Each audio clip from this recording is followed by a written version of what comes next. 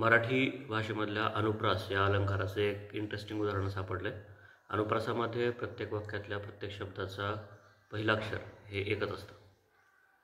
केव्हा तरी कोल्हापूरच्या कर्तव्यतत्पर कागदे काकांबद्दल काकांच्याच कचेरीतल्या केशवने काकूंसोबत कागाळी केली. काकू कावल्या. काकूंनी कपाटातून कात्री काढून काकांच्या कामाचे कोरे करकरीत कागद कचाकचा कापले.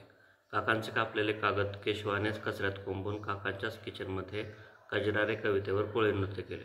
काकूंनी कागद कापल्याचे कळताच काका कळवळले. काकांनी ही कमालच केली. काकांनी काकूंचे काळे कुळकुळीत केस कात्रीने कराकरा कापले. काका काय करतायत काकूंना कळेच ना. काकूंनी कर्कश किंचाळून कळकलाट केला. काका काकूंची कसली काळजी करणार? काकांना कामाची काळजी. काकूंच्या कर्णकर्कश कोलाहलातही केशवाने कचऱ्यात कोंबलेले कागदाचे कपटेन कपटे काढून काकांनी कचेरीकडे कूच केली. कचेरीच्या कामासाठी काकांनी कंबर कसली. कागदाच्या कापलेल्या कपट्यांचे काकांनी कोलाज करून कामकाज कार्यान्वित केले. केशवाचे कारनामे कळताच काकांनी काट्यानेच काटा काढला. काकांनी केशवालाच कोलाजचे काम करण्यासाठी कुतवलं.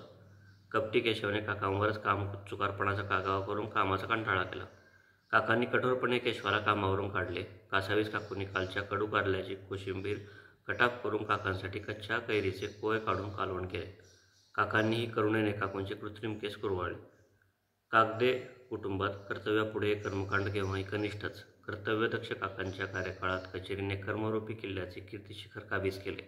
कामावरून काढलेल्या केशवाने कितीतरी कावड कष्ट केल्यावर कोल्हापूरच्या कॉलेजने केशवाला कबड्डीचा कर्णधार केला. क्रीडापटू केशवाने कबड्डीतच करिअर केले. कालच्या कागाळीखोर केशवाला काळानेच केला कबड्डीतला किचकट कसरतींचा करता. कथासार क्रियेविण करिता कथन किंवा कोरडेची कीर्तन कितीक किवाड कष्टाविण काय कामाचे.